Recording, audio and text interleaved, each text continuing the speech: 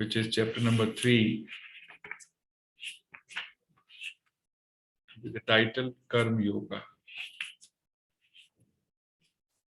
And I mentioned this every class that is very, very important and practical chapter for all of us. This is where we begin our devotional life.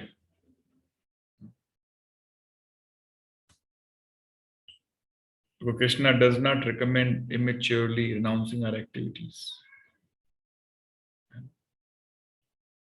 Krishna wants us to connect the results of our karmas with Krishna. And we discussed in previous sessions that everybody has to perform karma. Nobody can sit idle. But if you perform karma, then it is binding. It causes bondage in this material world. It entangles us in this cycle of birth and death. And birth means complemented by a lot of diseases, old age, isn't it? And many other problems. And in this chapter, in the 9th verse, Krishna explains how to get out of this cycle, birth and death. Yagna arthat karmano anyatra lokoyam karma bandhana. He is saying perform yajna, perform karma for the satisfaction of the Supreme Lord, who is the basis of everything, including our survival in this material world. So if we dedicate, dovetail our karmas with Supreme Lord, then he says one can be free from the bondage. Anyatra lokoyam karma bandhana. Otherwise, lokaha ayam karma bandhana. One will be entangled in this material world, which is full of problems, full of miseries. And then in the previous verse, we discussed even this small act of eating, if it is not performed as a yajna, it is extremely sinful. It causes a lot of sinful reactions. In the previous verse, yajna shishta sina santo muchyante sarva kilbhusha. In the verse number 13. So as small, as act of eating can be very dangerous and sinful if it is not performed as a yajna or for the satisfaction of Krishna. And then Krishna explained the cycle of sacrifice, chakra, how everything works, or in modern language, how the economics works actually.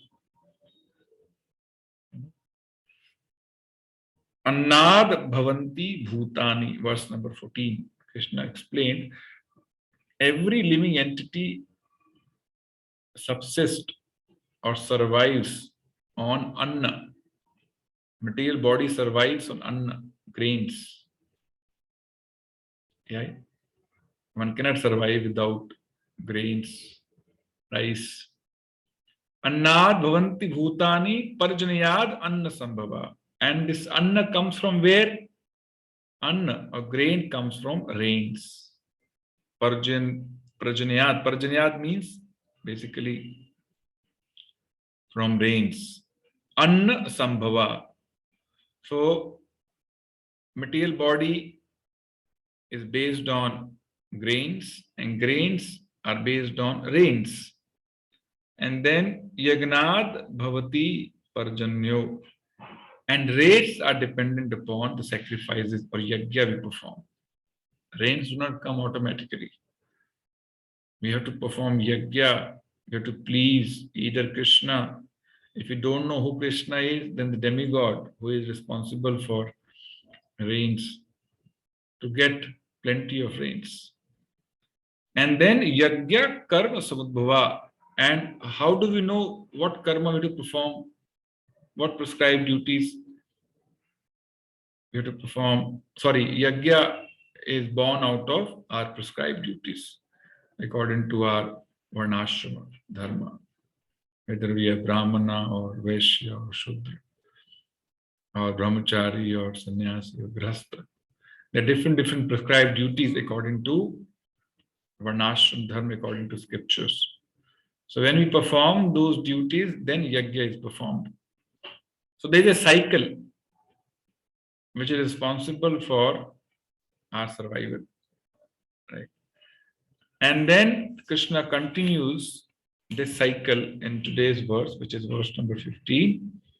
And then one who does not follow the cycle, what are the consequences are explained in verse number 16. So very important verse, verses. Okay, तो ध्यान से सुनिएगा. I mean, very grave message Krishna is going to give today through these couple of verses. People who have their videos off, it will be nice if they can switch on their video, if possible, of course.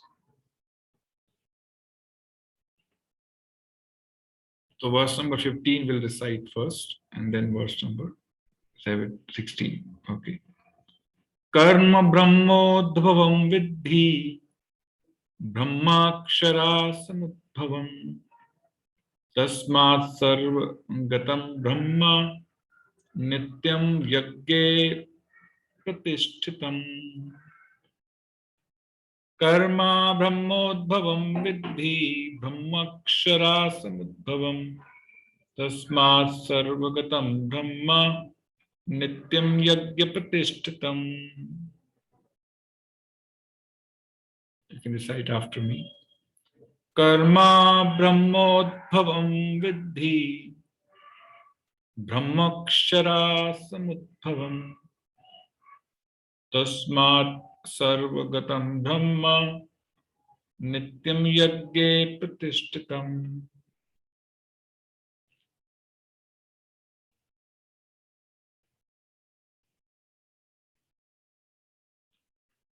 Karma means work. Brahma from the Vedas. Udbhavam produced. Vidhi, you should know. Brahma, the Vedas. Akshara from the Supreme Brahman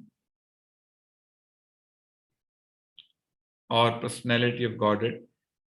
Samudbhavam, directly manifested. Tasmat, therefore. Sarva gatam, all pervading. Brahma, transcendence. Nityam, eternally. Yajna, in sacrifice. Pratishtitam, situated. Translation purport by His Divine Grace, Srila Prabhupada ki Jai. Regulated activities are prescribed in the Vedas, and the Vedas are directly manifested from the Supreme Personality of Godhead. Consequently, the all-pervading transcendence is eternally situated in acts of sacrifice. Please repeat after me. Regulated activities are prescribed in the Vedas. पीछे बोलिए सब. And the Vedas are directly manifested from the Supreme Personality of Godhead. Consequently, the all-pervading transcendence is eternally situated in acts of sacrifice. We'll try to understand this. What does it mean? purport, Yagnarth karma, or the necessity of work for the satisfaction of Krishna. Can somebody read this? Chandni Mati, can you read this? Read the purport. Prabhuji, I have the Hindi book, not English one. Who has English book? Yes, Amangsha Mataji, please read.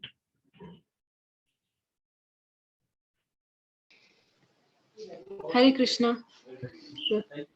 Yagnarth karma, or the necessity of work for the satisfaction of Krishna only, is more expressly stated in this verse.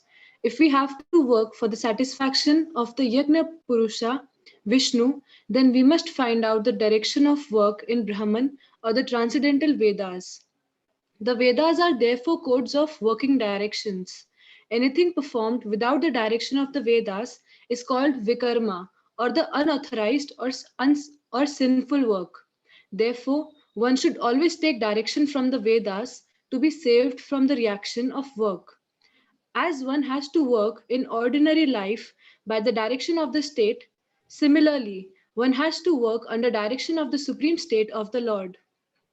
Such directions in the Vedas are directly manifested from the breathing of the Supreme Personality of Godhead. It is said, Asya mato bhutasya nasvasitam etad yad rigvedo yajurvedah samvedo tarvan girasa. The four Vedas, namely the Rig Veda, Yajurved, Samaved, and the Atharved, are all emanations from the breathing of the great personality of Godhead. The Lord, being omnipotent, can speak by breathing air, as it is confirmed in the Brahma Samhita, for the Lord has the omnipotence to perform through each of his senses the action of all other senses. In other words, the God can speak through his breathing and he can impregnate by his eyes. In fact, it is said that he glanced over the material nature and thus fathered all living entities. After creating or impregnating the conditioned souls into the womb of material nature, he gave his directions in the Vedic wisdom as to how such conditioned souls can return home, back to Godhead. We should always remember that the conditioned souls in material nature are all eager for material enjoyment, but the Vedic directions are so made that one satisfy one's perverted desires, then return to Godhead, having finished his so-called enjoyment. It is a chance for the conditioned souls to attain liberation. Therefore, the conditioned souls must try to follow the process of yagna by becoming Krishna conscious. Even those who cannot follow the Vedic injunctions may adopt the principles of Krishna consciousness, and that will take the place of performance of Vedic yagnas or karmas. Hare Krishna. Thank you, Mati.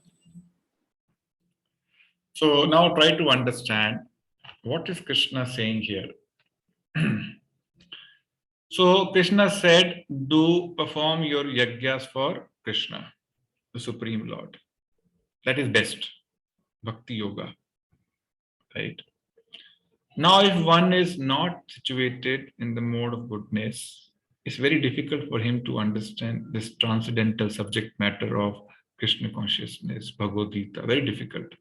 Somebody situated in Tamoguna, Rajoguna cannot understand the subject matter because he's attached to material enjoyment. Okay. For such people, Krishna recommends Karma Kanda. Okay. Which means come in contact with me, even with material objectives. There is a process to stay in touch with transcendental Krishna, even though one may have material desires. Okay? Is that clear what I'm trying to say? Right. So if we fulfill our material desires by following the process given by Krishna, or in other way, if we follow the instructions given by Krishna,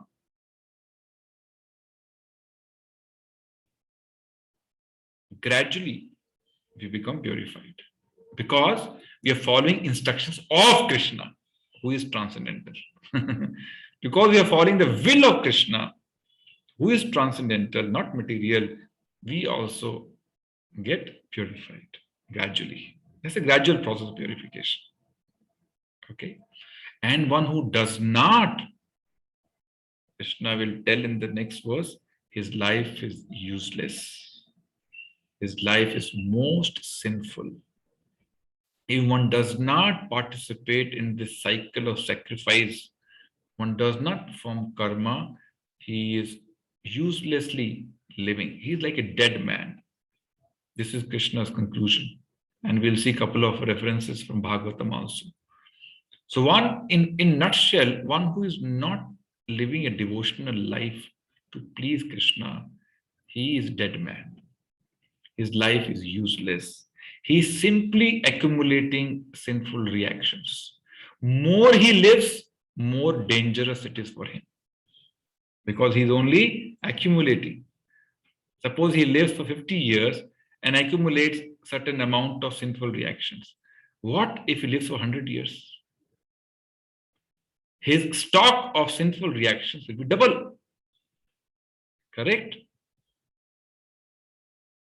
Are you able to follow what I'm saying?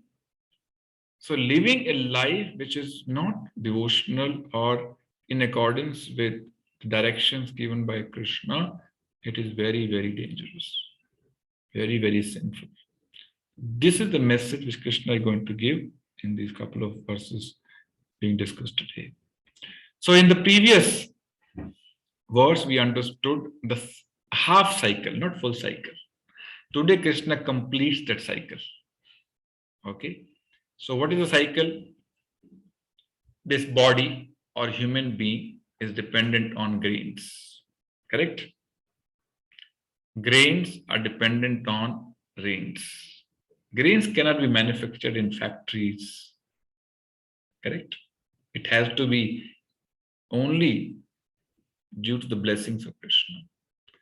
Grain is a product of soil given by Krishna, product of rains given by Krishna, product of light, heat, humidity given by Krishna.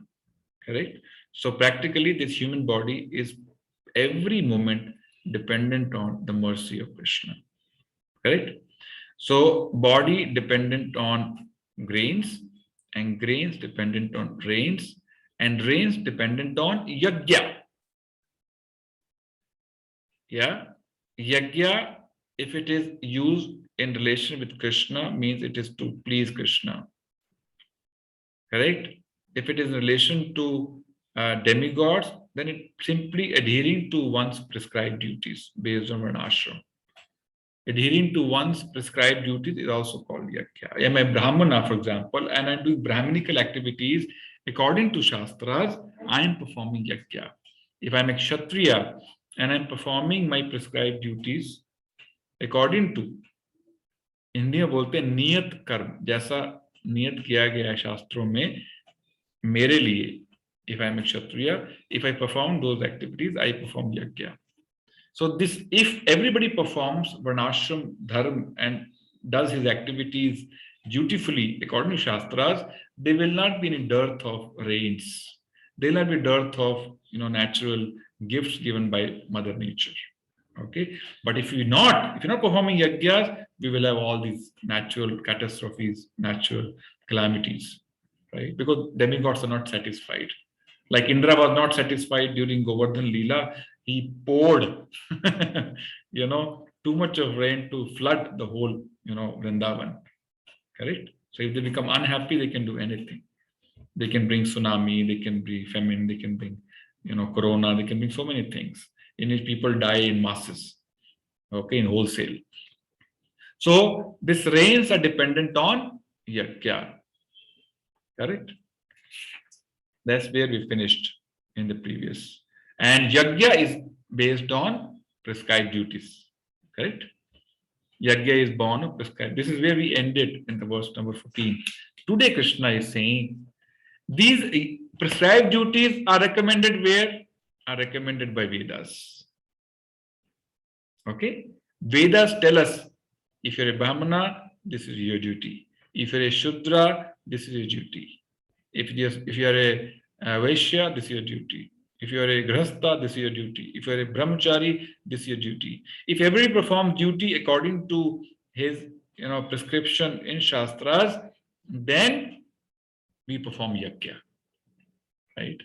Now, the Vedas come from where? Vedas come from Supreme Lord, from the breathing of Supreme Lord. Right? So Krishna gives Vedas. Krishna, sang these 4 Chatur Shloki Bhagavatam in the heart of Brahmaji at the time of creation, and gradually expanded into Bhagavatam, Srimad Bhagavatam. Originally, Krishna gave this knowledge. In Bhagavad Gita, Krishna says, I am the compiler of Vedas and I am the goal of Vedas. I have compiled, and the goal of studying Vedas is also to know me. Vedascha sarve aham eva vedya. So look at the cycle now. Human body subsists on grains, grain subsists on rains, rain subsists on yajna, yajna subsists on prescribed duties are given in Vedas, and Vedas come from Supreme Lord. So practically, human body is dependent on, a human and living entity is dependent on the Supreme Lord. Right? So every moment we are able to breathe simply because of the mercy of Lord. If He wishes, we can stop breathing right away. We must recognize this and be very grateful. Okay. Now, if one does not follow, this is called vikarma. If one does not follow prescribed duties prescribed in Vedas, then it becomes vikarma. Vikarma means a karma against the instructions of Vedas. It is sinful. Okay, so one will go to hellish conditions. If one is, doing activities which are against, Shastric injunctions. So do we know what is recommended in Vedas? No. So maybe we are performing so many vikarmas every day simply because of ignorance, because we don't know. Isn't it? Like, for example, one is supposed to offer food and eat. How many people know? 99.99% of population doesn't know this. So they're performing vikarma every day, many times a day. Yes or no? As I mentioned, we are indebted to our forefathers. We are indebted to sages. We are indebted to other living entities, other human beings. We are indebted to demigods. Now, to pay this debt, we are supposed to perform 5 Maha Yajna, Panch Yajna every day. Who is performing? Nobody is performing. So everybody is doing vikarma every day. Maybe out of ignorance. But ignorance is not an excuse to get away from punishment, isn't it? If suppose you are waiting for a train, you may be very innocent, villager. Train comes, you have a ticket of passenger class and you get into 3rd class AC. When TT comes, will he excuse you because of your innocence? Because you don't know the law, will he excuse you? No. So innocence is not an excuse to get away from punishment. Krishna has given everything. Krishna has given Gita, Bhagavatam to understand and learn about what are our prescribed duties. For example, government doesn't go and teach everybody what is traffic law. Right? This is my duty to understand what is traffic law. If out of ignorance I cross red light, I'll be punished. Maybe out of ignorance. So it is the duty of human beings to understand what are the laws of nature. If they don't understand, they'll be punished. Fire does not distinguish between a child and an elder person. Prabhupada says many times, if a child puts his hand into fire, fire will not excuse because it's a small child. Correct? Similarly, when we perform activities against, that's why it's so important to read these Shastras. Otherwise, we're living a sinful life. Correct?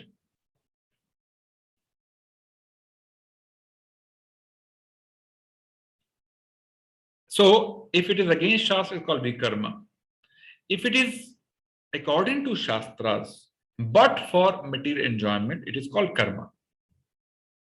It is also material, right?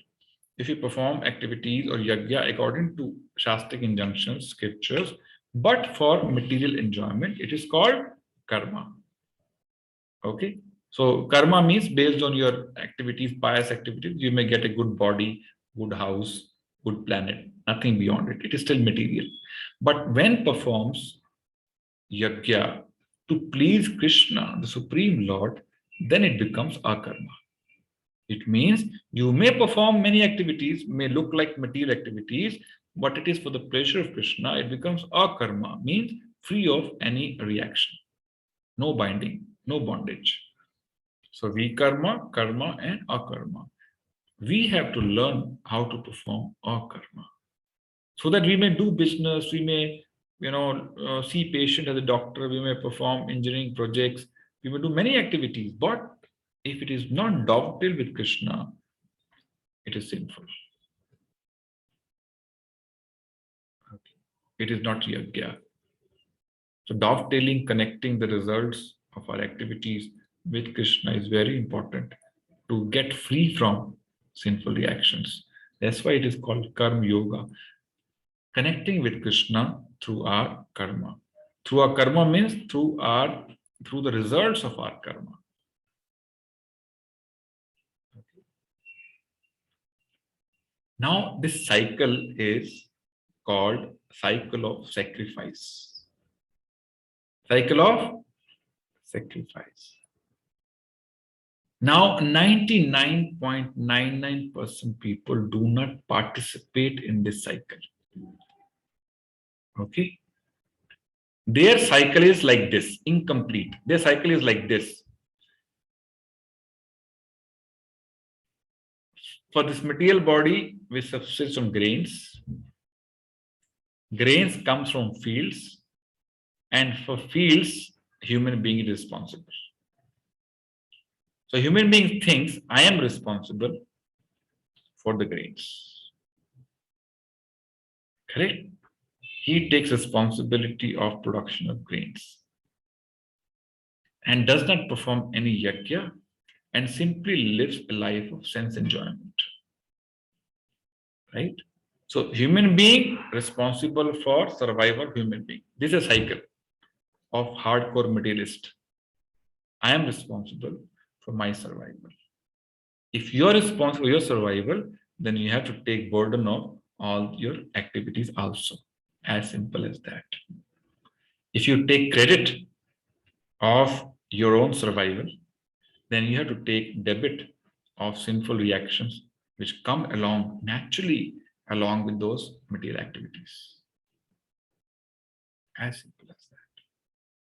If you give credit to Krishna, no, Krishna, I am not responsible for my survival, you're responsible.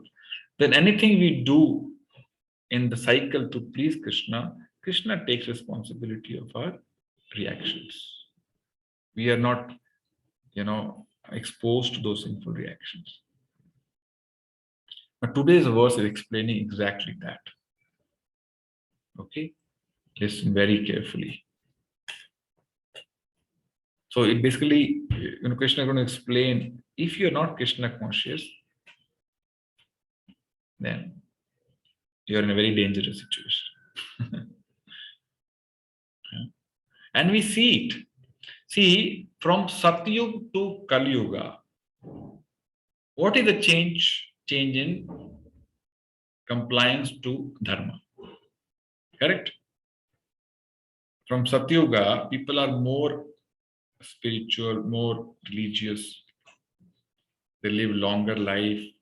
They live peaceful life, happy life, everything. Nature does not disturb them too much. Rain come on time, seasons come on time, no natural calamity, right? This is Satyuga. By the time we come to Kali Yuga, 3 legs of dharma are destroyed. Dharma is standing on 1 leg. Just try to imagine, a person who is supposed to stand on 4 legs. Now he's standing on 1 leg. His life is be shaky, correct? Can his life be stable, standing on one leg? You can visualize. Sometimes he'll fall here, sometimes he'll fall here, sometimes he'll fall there. That is the condition of conditioned soul in Kali Yuga. But Kali Yuga, we think we have advanced materially.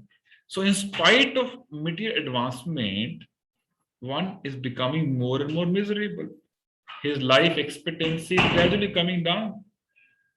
Number of diseases are increasing. Correct? Old age comes faster. In so-called modern age. पहले बाल सफेद होते थे 80-85 साल में, आजकल 15-20 साल में बाल सफेद हो जाते हैं. करेक्ट? यस और नो? पहले आंखों की रोशनी जाती थी ओल्ड एज में. Even our forefathers never used to wear specs and all that. Today my daughter wears, 15-year-old. Forget about daughter, 5-year-old child will see big glasses. And this is the illusory potency of Krishna, that we are suffering but we feel we are advancing. This is called illusion. माया का मतलब क्या होता है? वो जो नहीं है. माया मतलब माँ नहीं है, या जो हम समझते हैं. हम समझते हैं एडवांसमेंट कर रहे हैं, लेकिन वो सच्चाई नहीं है. हम समझते हैं हम बहुत खुश हैं, लेकिन सच्चाई नहीं है. We think we are advancing. Developed country, US is a developed country, but this is not a reality. US is the most suffering country. So this is the illusory energy of Krishna which bewilders us, making us believe everything is all right. Like pig also think pig is happy, while eating stool. Pig is all satisfied. So as long as we have a lot of material desires, we will be entrapped by these three gunas, sato, rajo, tamo guna, and nature will keep bewildering us.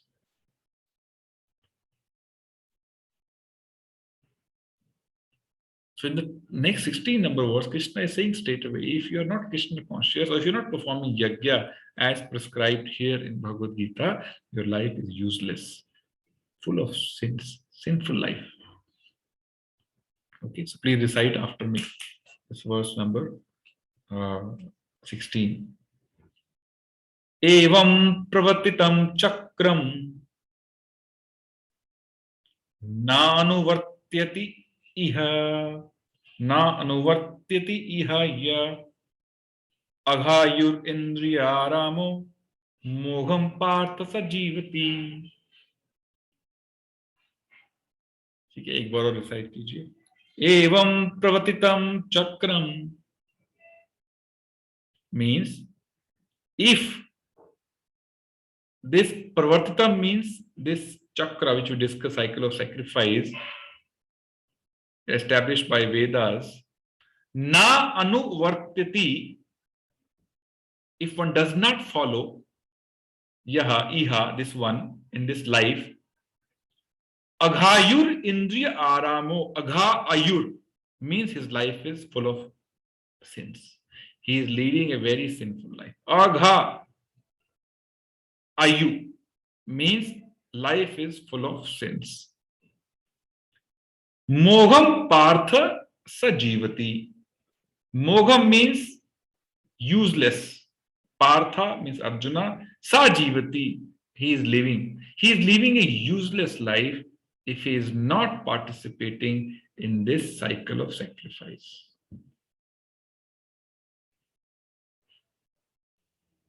Okay, so I'll read the translation. You can read after me. Mukul Prabhu, आपको जाना है अभी 10:25 पे. My suggestion is you go 10-15 minutes late, nothing will happen. Don't miss this. ठीक है? 15-20 minute कुछ नहीं होने वाला. Flag will hoist, don't worry. We need real independence, not this superficial independence. Okay, I leave it to you. You understand your society norms. ठीक है? You want to unmute? Sorry, yes. वो नित्या का भी वो प्राइस वगैरह वो होगा तो वहां फिर वो नित्या भी कंप्लेन करेगी, हम नहीं. अच्छा ठीक है बाद में रिकॉर्डिंग सुन लीजिएगा. हाँ प्रभु। So, my dear Arjuna, Krishna is saying, one who does not follow in human life the cycle of sacrifice thus established by the Vedas certainly leads a life full of sin. Living only for the satisfaction of senses, Indriya Aramo, Mogam Parthas Jivati. Such a person lives in vain, uselessly. Who is teaching us this? This needs to be taught right from childhood age so that he stops accumulating sinful actions, reactions right from when he is 4-5 years old. And we are learning this when we are 40-year-old, 60-year-old, 70-year-old. Just imagine our condition. The language, also the knowledge which we should learn when we are very young so that we are alert and avoid accumulation of such sinful reactions. We are not taught. No wonder Krishna says this is Raj Vidya, this is king of education, which can protect one from living a useless life or a life full of, sinful actions right from early age. And just imagine how important it is for children to learn this. What can be a number one priority other than this? Do you agree? You agree or no? This is number one priority. We may make millions and billions and trillions in this life.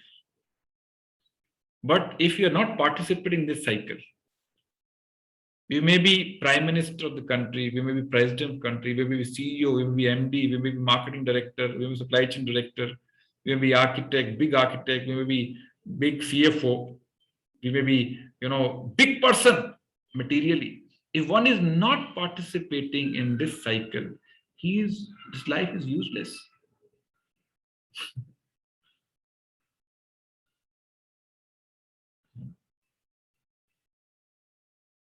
And ऐसा नहीं है कि भौतिक जीवन में तपस्या नहीं है, बहुत मेहनत करनी पड़ती है. Everybody is working so hard, isn't it? If you have to do engineering or medical, you know how much effort it requires.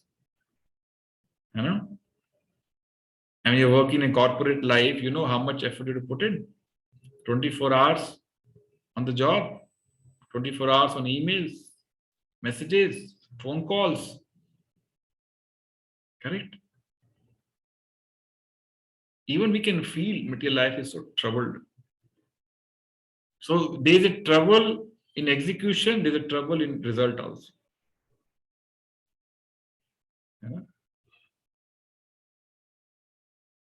So it's very important to understand and decide our priorities in life accordingly. But in a nutshell, this is number one priority. There cannot be any other priority in life. So I'll read the purport and then we'll discuss about this. The Mammonist philosophy of work very hard and enjoy sense gratification is condemned herein by the Lord. Krishna is condemning this kind of thought of philosophy. Just enjoy. Therefore, for those who want to enjoy this material world, the above mentioned cycle of performing yajnas is absolutely necessary. One who does not follow such regulations is living a very risky life. Living a very risky life. Being condemned more and more. By nature's law, this human form of life is specially meant for self-realization. So the goal of life is self-realization, not sense gratification. The more we gratify senses, more we move away from the subject of self-realization. Because when we only live life to gratify senses, then we remain on the platform of body. We cannot understand the subject matter of soul. Excessive sense gratification covers one intelligence, which is required for spiritual advancement. Okay? In either of the three ways, namely Karma Yoga, Jnana Yoga, or Bhakti Yoga, there is no necessity of rigidly following the performance of prescribed yajnas for the transcendentalists who are above vice and virtue. But those who are engaged in sense gratification require purification by above mentioned cycle of yajna performance. What does it mean? Krishna is saying, Prabhupada is saying there are three ways: Karma Yoga, Jnana Yoga, Bhakti Yoga. You know, different ways to connect. But one who has reached on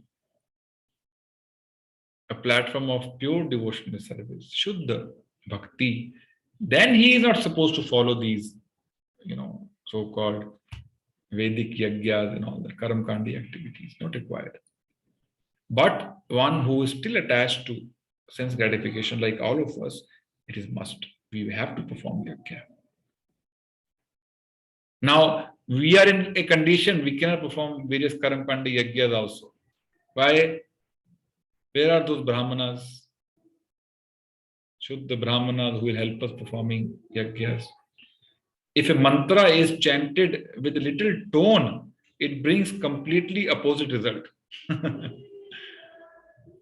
There was one, I've forgotten his name, he performed yajna to kill Indra, to basically have a son who will kill Indra. But because he chanted the mantra a little wrongly, he got a son who will be killed by Indra. A son who was supposed to kill Indra, because of wrong pronunciation of mantra, he got a son who will be killed by Indra. So these Vedic yajnas are very dangerous if not performed correctly. So don't just call anyone and perform yajna in a house. Very dangerous. And there was one, this is practical, I'm telling you, actual. There was one yajna when Brahmana came in to perform Vivaha Samskara, and he's chanting the mantras of Daha Samskara. Because they also don't understand what they are chanting. Tote ki tarah they learn some mantras, and then if they forget this is for Vivaha and this is for Daha, they might, replace. On Daha Samskar, they might chant Vivaha Samskar, mantras, and on Vivaha Sanskar, they might chant Daha Sanskar. What will happen to the newlywed couple? Just imagine. So it's very dangerous to perform even Karamkandi yajnas in this Kali Yuga, because you don't have Shuddha Brahmanas, you don't have Shuddha, items to be used in yajnas. So the best form of yajna in this Kali Yuga is Hare Krishna, Krishna Krishna, Hare Hare, Hare Ram, Ram Ram. Yagne Sankirtane Pray, Yajanti hi Sumedasha. That's what Bhagavatam says, who follows Sankirtan Yajna, Sumedasa. He is the most intelligent person. Most intelligent. Okay, so we should never miss this Yajna of chanting any day. Never miss. Chanting is the most important part of your daily routine, your daily life. Most important yajna to please Krishna and remain a part of this cycle of sacrifice. और तो यह करते नहीं, यही करते हैं हम लोग. We perform only this yajna. We don't perform any other yajna, isn't it? So to remain a part of this cycle of sacrifice we just discussed, we must perform this yajna every day without fail. Okay. There are different kinds of activities. Those who are not Krishna conscious are certainly engaged in sensory consciousness. Therefore, they need to execute pious work. Their system is planned in such a way that sensory conscious persons. आपको पीछे से आवाज आ रही है काफी? Sound कुछ कहीं चल रहा है, कुछ इंडिपेंडेंस प्रोग्राम नहीं आ रही ना? Okay. The Yagya system is planned in such a way that sensory conscious persons may satisfy their desires without becoming entangled in the reaction of senses. So Krishna is so merciful. Just imagine. Acha, theek hai, you want to enjoy senses, enjoy. But I will tell you a way that you can enjoy also and you will not be entangled also. See how merciful he is. Because he knows he will not be able to enjoy for a long time. He'll be frustrated after some time. He'll come back, but let him get frustrated first. Let him have a self-realization that material enjoyment does not give permanent joy. The prosperity of world depends not on our own efforts, but on the background arrangement of the Supreme Lord. इसको समझना बहुत मुश्किल है लोगों के लिए. Everyone thinks the success depends on my efforts. है ना? If I work intelligently, if I work hard, success is guaranteed. No. Success is a function of arrangement which is not visible to us, and that is Krishna's arrangement.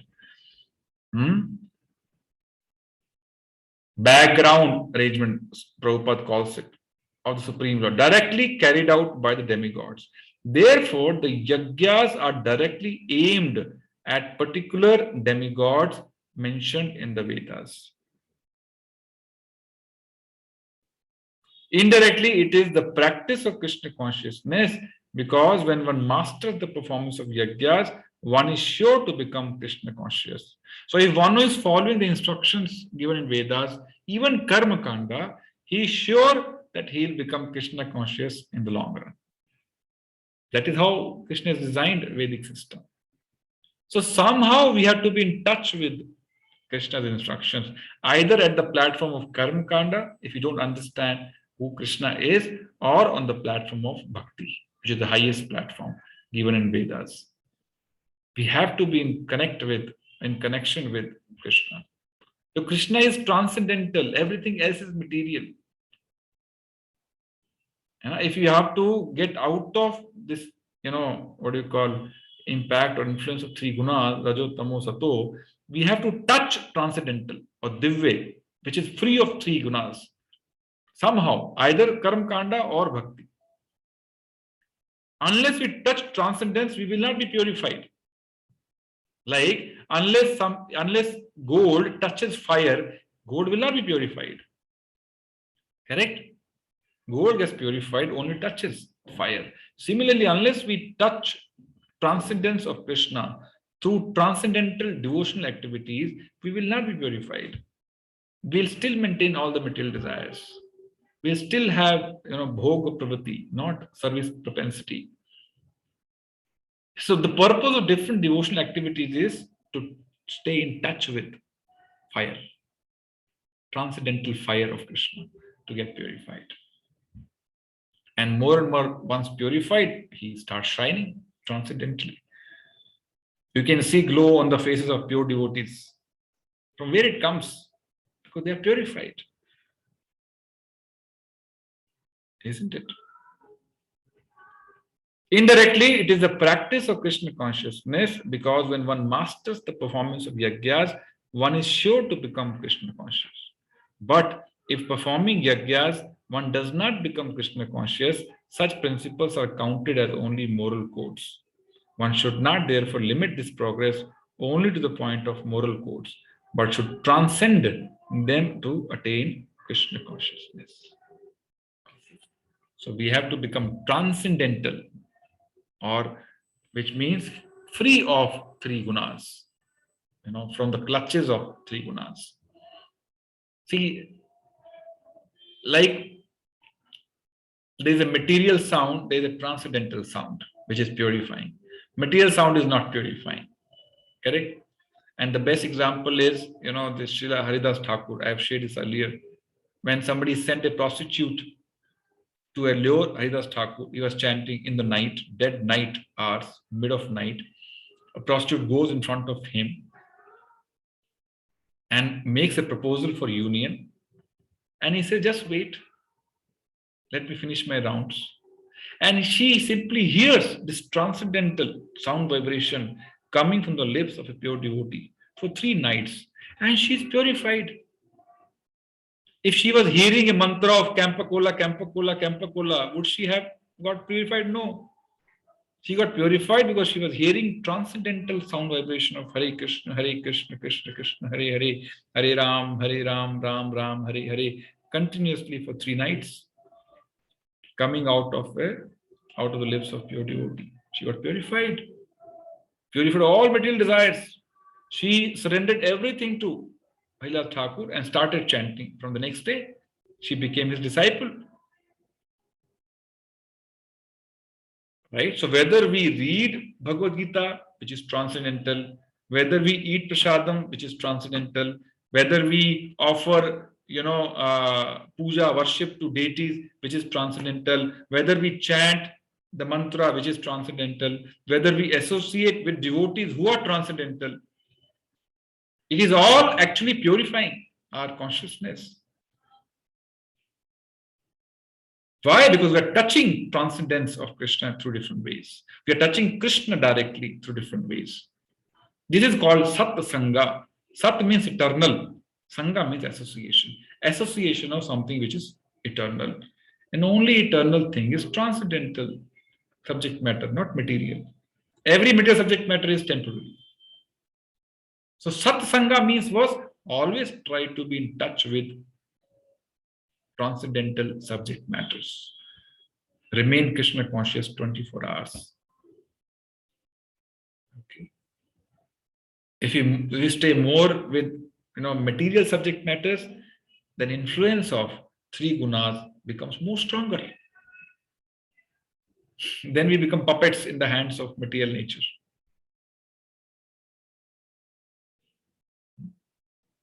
Are you able to follow what I'm saying?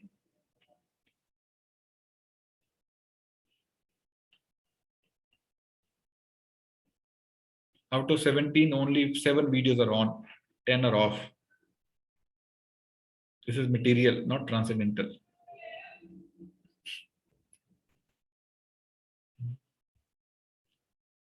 So that's why we should perform all spiritual activities very dutifully. We are taking association of Krishna. It is purifying. Prabhupada will put tilkam also very sincerely. While we put tilkam, we know, patapan, dash, rubber lagado. We have to finish the activity somehow. But Prabhupada will sit quietly, perform all, whatever, chant the mantras while performing this activity of putting tilkam. He takes, even while eating prasadam, he is not in a hurry. He will never eat prasadam in a car, running car. When he used to travel from Calcutta to Mayapur, which is 5 hours journey, he'll ask him to stop on the way. He'll sit somewhere on asan, because prasadam is not different from Krishna. So he has to honor prasadam, not just eat prasadam. He'll sit properly, put the prasadam properly, and eat or honor prasadam, carefully, and then proceed his journey to Mayapur. So every act of devotional life has to be performed with a lot of care. Because every such act is going to purify us. If we become negligent in performing those activities, then we don't get the benefit. We invest time, whether it's chanting or reading or eating prasadam, honoring prasadam, but we don't get the required benefit or the potential benefit which can come from that activity. So, in nutshell, Krishna is trying to say, the ultimate goal of this life is self-realization, not enjoyment, material enjoyment. That is not the goal. Material enjoyment is simply wasting one's life. So now we'll see a couple of nice verses from Srimad Bhagavatam which talk about the same thing. Right? This is a conversation between Lord Kapila, who is an incarnation of Krishna himself, and his mother, Devahuti. So Devahuti, being mother, she became disciple of her son. Okay. So son is Kapila, Lord Kapila, and mother is Devahuti. and Devhuti is getting directions or instructions from his son, her son. So in which this nice verse comes. So please listen this carefully. Nehayat karma dharmaya na vairagya kalpate na tirth pada sevyaye jivan api mrito hi saha. It says,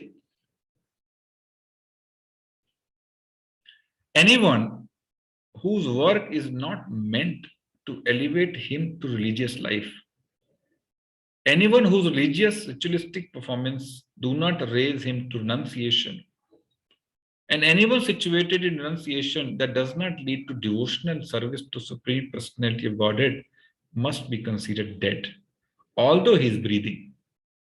So, in nutshell, if we are not performing devotional activity at the lotus feet of Supreme Lord Krishna, one is simply can be considered a dead person, though he is dead, though he is breathing. Right? So 99% of people who are breathing are not living, they're dead people, according to this injunction of Bhagavatam. Why? They're simply accumulating sinful reactions, nothing else, living a useless life. So if one is not working towards liberation from this material world, he is not living his life purposefully. That is the sum and substance of today's discussion. So we need to appreciate the gravity of these instructions. Mind you, they're coming from, Krishna himself. They cannot be doubted. We cannot be doubtful about these instructions. 100% truth. Param Satya.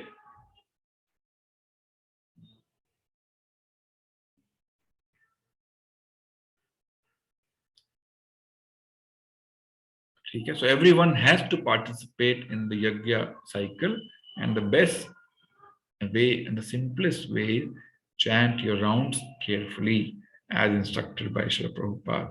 That's the best form of yajna. And participate in Sankirtan yajna. When people come together and perform kirtana, we should not miss those opportunities. We should go and participate. Okay. So now we have good time for discussion. Yes, you can switch on your, let me switch on everybody's mic so that you can.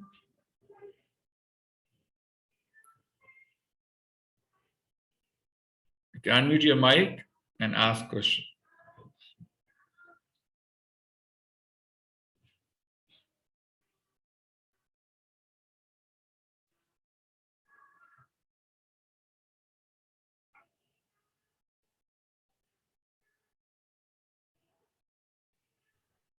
Just once.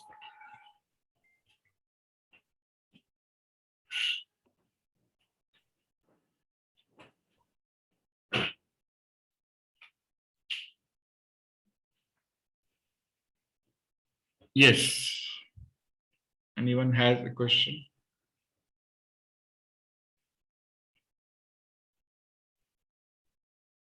No question. No one has any question.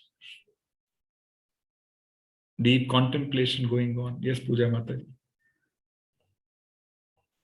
Hare Krishna, Prabhuji. Hare Krishna.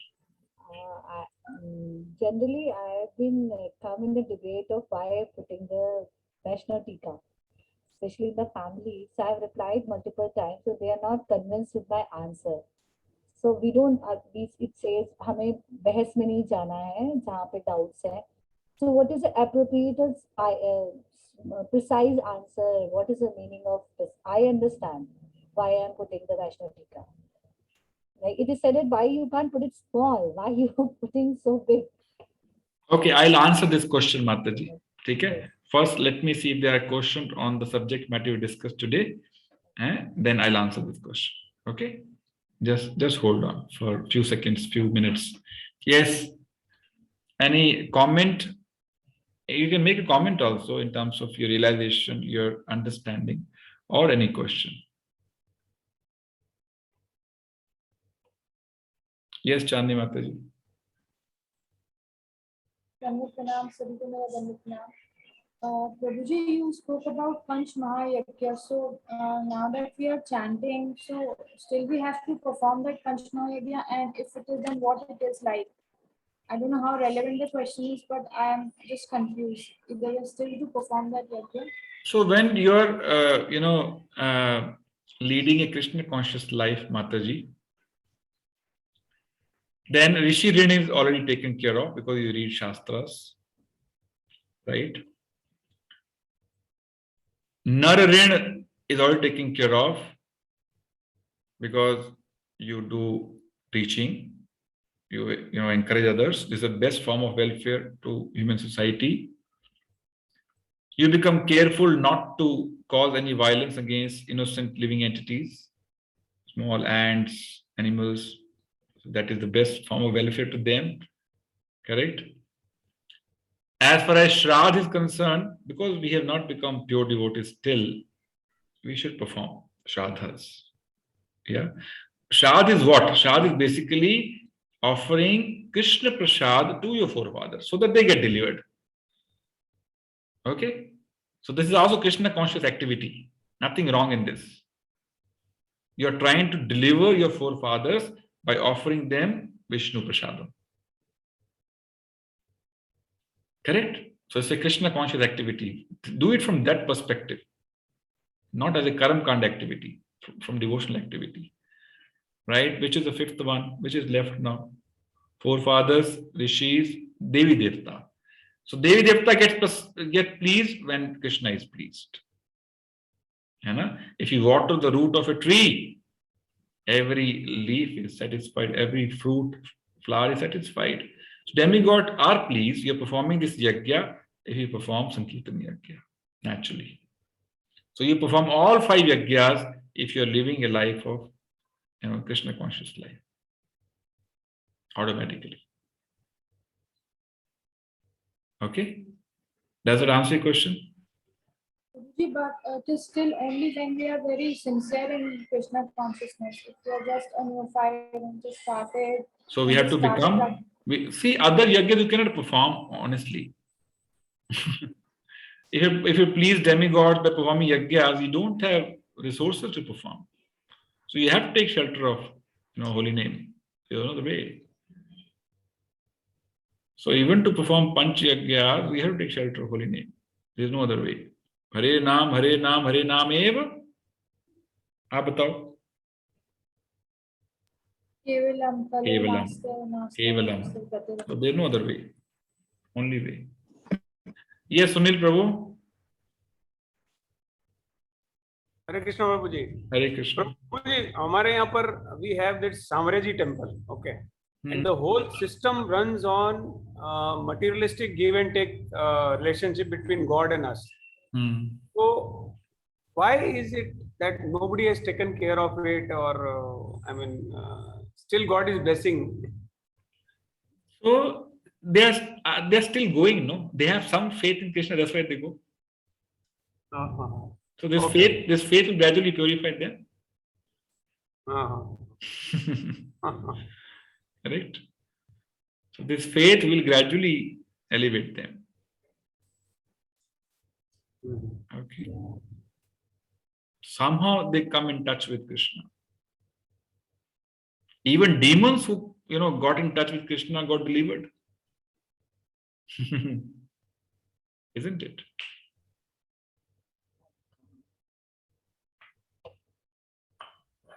Yes, Akant Prabhu. Hare Krishna, Prabhuji.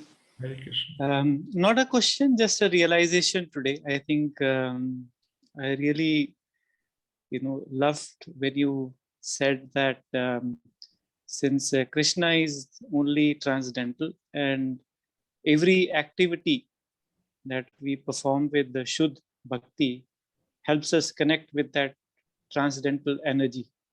And the more and more, every time we connect with that transcendental energy, it helps us purify our consciousness, right? So I think that really touched. While I remember you said, every time we do 16 mala, that helps us purify our consciousness. But it's beyond that. I think the last time you encouraged me to do an offering before having food so that it becomes a prasadam. So I started doing that, not religiously every day, but to a large extent, more than what I used to do earlier. So I have personally, felt myself getting more and more calm, and in fact, it helps in further progression towards the bhakti. So, I think that touched me quite a lot, because I think you very nicely articulated when you said, since Krishna is only transcendental, everything else is material, and hence every time we do anything with Shuddh, bhakti helps us, touch that transcendental energy and helps us purify our consciousness. So I Yes. think that is a very important Crux. key lesson Yes. for me today. Thank you, Prabhuji. So we should, our purpose is still, even not even purification. Our purpose is to please Krishna in whatever state we are in. Whatever state we are in, we try to please. Even while chanting, my mind is not stable. Okay, I am disturbed now. At least Krishna is getting pleased with my effort. Okay, so in any situation we are in, our goal should be somehow let me please the Supreme Lord. Okay. Thank you, Akant. Very beautifully you summarized. Thank you. Okay. Anyone else? Please speak out. बोलना चाहिए.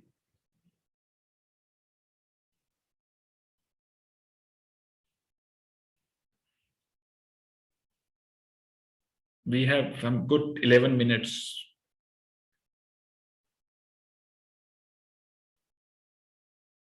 Lada Prabhuji, Ratna Lada Prabhuji.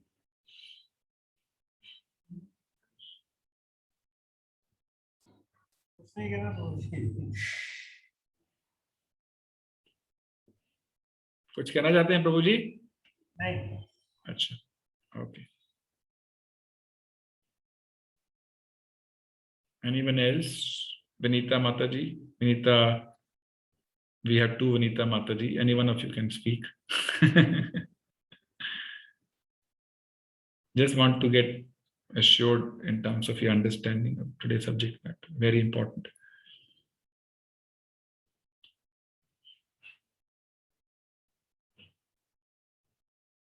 Okay, Anita Mataji.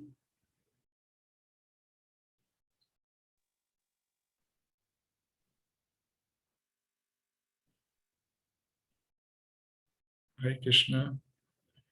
Hare Krishna, Prabhuji. Hare Krishna. Yes, Mataji. Yeah, nothing to add. Okay. Thank you. So everybody has understood. Shivani Mataji, yes. Hare Krishna, Prabhuji. Hare Krishna. Prabhuji, just a feedback. जब हम लोग we were doing this Mangala Aarti in group, it was more enjoying, but I don't feel that enjoy when I join this Mandir Mangala Aarti. I'm sorry to say that. Sorry?